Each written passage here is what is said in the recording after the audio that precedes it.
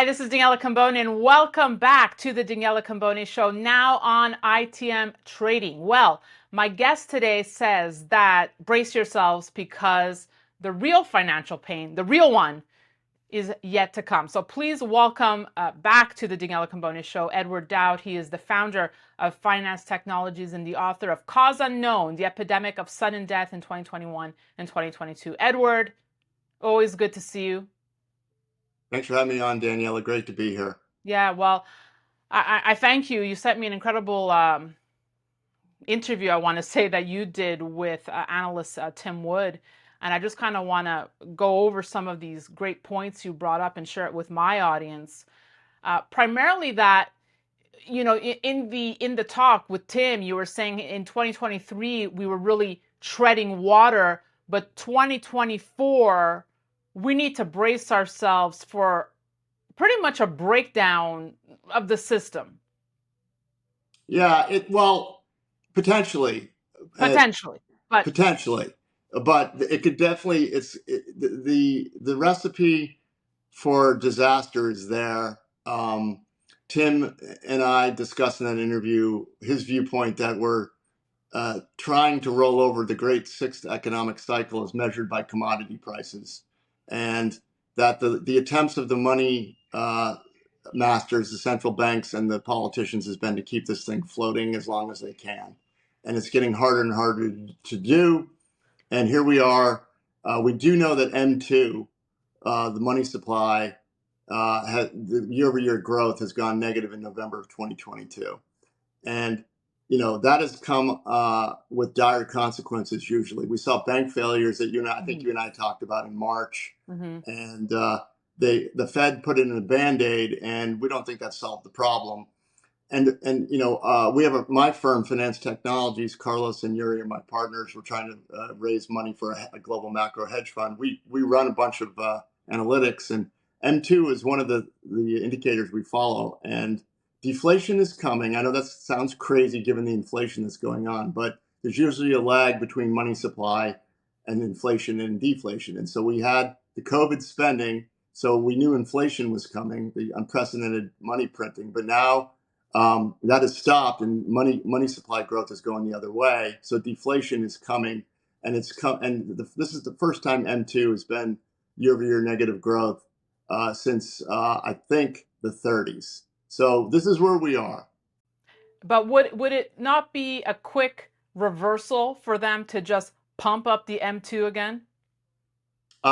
So that begs the question: what's the excuse going to be? Okay. Because you can't just print money without an excuse. And And yeah. yeah, and so they need excuses, and COVID was a perfect excuse. A lot of people don't remember this, but global economic growth was synchronized to the downside in 2019. We had some interesting beginnings of what could have been a systemic crisis with the repo markets going haywire in September, October of 2019. Uh, then we had COVID, and COVID caused a sell-off in financial markets, but then gave the governments and central banks excuses to literally print like it was a war. And let me put some numbers on that. From 2009 to 2019, we grew the federal debt by 11 trillion, or about 1.1 trillion a year. Between COVID and the second quarter of 23, we added another 8.5 trillion in debt in a very short time frame, or 2.4 trillion a year. So the system needs constant, ever growing credit creation. Okay. And I'm glad you brought that up, and I'm kind of jumping ahead of myself here, but now that we've gone there, let's just go there a little bit, because you say, I like how you say whatever we see going on is an attempt to save the system, right? So you're saying Correct. they had to create COVID to print money. But would the counter argument not be, well, look, now we have war in the Middle East. We had, talk of alien invasion back in the fall. I mean, aren't these big enough to save the system? Well, that's going to be the question, right? So Tim and I in the interview talked about the drawdown in the equity market. So every time it gets to about a 40 to 50% drawdown, they come in with the bazookas. So we do think another drawdown like that is coming, and it's going to start in the next. We predicted 6 weeks to 6 months. Sometime in 2024, we're going to have a hard financial come to Jesus moment, because the underlying economy is bad in the U.S., it's bad in Germany, it's globally synchronizing to be a global synchronized recession. So there's going to have to be a response. And we don't know what that's going to be yet, but they'll come up with some. And the wars are not enough. We need spending like we've never seen before to keep. You need constant, ever-growing flow of creation of credit, and you're going off a base that's already big. So it's accelerating. That's why the time in between crises is getting shorter and shorter. So we had the COVID crisis. We're gonna Yeah. we had the blip in 22. Things started to unravel then, and we're getting closer to the another unraveling. That is so interesting, Edward, that the time, you're so right, between each crisis, it feels exactly that way, that it is getting shorter and shorter. You brought up you wouldn't be surprised to see a 30 to 50% clip in the stock market. And in the interview, you also say you wouldn't be surprised if at the tail end of when we see a major stock market correction, we could see the introduction of central bank digital currencies. Talk to me a little bit about your thesis there. Yeah. So look, look, when COVID happened, the leaders of the world started in unison talking about the Great Reset. That was their words, not ours. They talked about it. And what do they really mean? They couched it in terms of climate change and COVID and what have you, but it's really a great reset of the financial system. And that augurs the question: who's responsible for the collapse of the financial system? I would say the bankers and the politicians. But if you're in power, do you want to take the blame, or do you want to control the implosion? And the central bank digital currency is a form of taking over control of an imploded system. And so the goal is to get to that system where you can control pretty much everybody. If we get to the system of the central bank digital currency, we know, a lot of us have looked into this subject, they'll be able to control almost every transaction that you make. So your ability to spend the dollars, the fiat currency you currently have, the way you want will be taken away from you. And it'll start slowly, and it'll be, oh, we need to save the planet, so we're going to, have a meat quota. And it'll just go from there, and it'll ultimately be a slave system. And my viewpoint is you can't introduce that until there's a crisis and there's a lot of fear. That's how they introduce a lot of change in the system, is through fear and a discombobulation of your critical thinking skills. So at the bottom of this is what's going to happen, I think. Why do you think it wasn't introduced then during COVID? I mean, during the pandemic, right? I mean, what could they have asked for as a bigger catalyst or entryway to central bank digital currencies? Money's dirty. We need digital money. We can't have a spread of anything through paper money. I mean, why was there? Do you think there was a missed opportunity, or do you think that was just the start of planting the seeds of CBDC? I think you have to warm billions of people up to this idea. You have to start. You have to move the needle. It's the Overton window. You have to do it slowly. So the first step was vaccine passports. Get people used to having to comply with a quarterly jab. That, if you go back in history to 2021, that was the plan. There was going to be vaccine passports ad infinitum. To get your normal freedoms, you had to go get the jab, and they were going to track it and yada, yada, yada. Well, what ended up happening was Omicron. The vaccine didn't work. It killed people. And here we are. That kind of all went away. And the idea, I think, was to do vaccine passports to digital ID to central bank digital currency. It was kind of a chain of events, and that kind of got disrupted. The COVID plan to get you boosted every quarter kind of fell apart. Are you surprised that folks are not mainstream is not speaking enough about central bank digital currencies? I mean, they're not hiding anymore. I mean, there was an IMF article, just a few weeks ago saying there's no turning back. Like, this is the only way. Central bank digital currencies, like, they're basically saying it. They're coming. Yeah, they say they're coming. And if you go back to 2020, 21, if you started mentioning CBDCs, you were labeled a conspiracy theorist. So again, the conspiracy theorists have been proven right. The gold people, the silver people, everybody's been proven right. So here we are. They want to implement it, but they're going to try to implement it in a gentle, soft way and make people excited about it. And it's already occurring. A lot of people who are younger than me use their phone for everything. They don't carry cash anymore. I try to pay for everything in cash. The young folks love using their phones and don't want to actually have any cash in their hands. And I don't think they understand what that means ultimately. Edward, talk to me a little bit about your thoughts on what's going on in the banking system. I've brought this up in other interviews. We had a fifth failure. It got very little media attention, right? Like, so 5 banks total failed in the U.S. in 2023. Talk to me about about the unraveling of the banking system. I mean, Wells Fargo just said, they're going to have massive severance, expecting huge layoffs. How does that roll out, and why wouldn't the government step in and save these banks this time? Well, so what they did in March, they did the bank term funding program. So basically, they gave loans to banks. So they stopped, uh, in the short term, a depositor flight. So people got confidence again in the banking system. People are going to go back to March. There was a lot of short term fear. People were worried about their deposit insurance. They were worried about their bank money. That got taken off the table when the Fed stuck their finger in the dike. But the problem is it's a short-term fix, because what was going on prior to the Silicon Valley Bank failure was depositors were starting to figure out the banks couldn't pay them a competitive rate of return on their savings because interest rates had gone up. And that the reason they can't do that is because they bought all these bonds at lower interest rates. So they're upside down. So they can't pay a competitive rate. So people, one by one, two by two, started realizing, hey, I got 100 grand in my savings account earning, 50 basis points. Why don't I just put that in a government money market account or a treasury bill for 5.5%?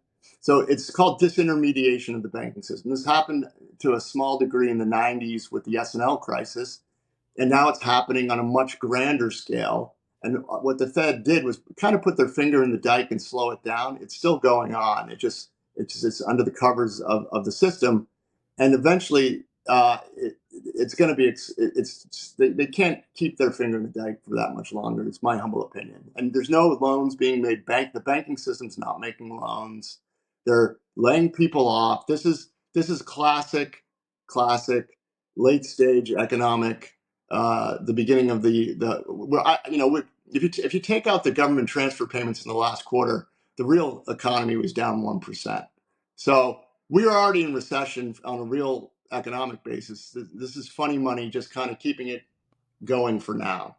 So when we're speaking ahead of the December Fed meeting here, but at this point, does it matter? Does it matter what the Fed does next? Well, the Fed could raise again. I mean, they can do whatever they want. But what happened was, when the banks failed in March, the bond market started looking ahead and said the Fed's going to cut rates. And the market anticipated Fed rate cuts. I made a call that they were going to be doing emergency cuts by June. They didn't. And the reason that occurred is because the bank term funding program gave it a little more life.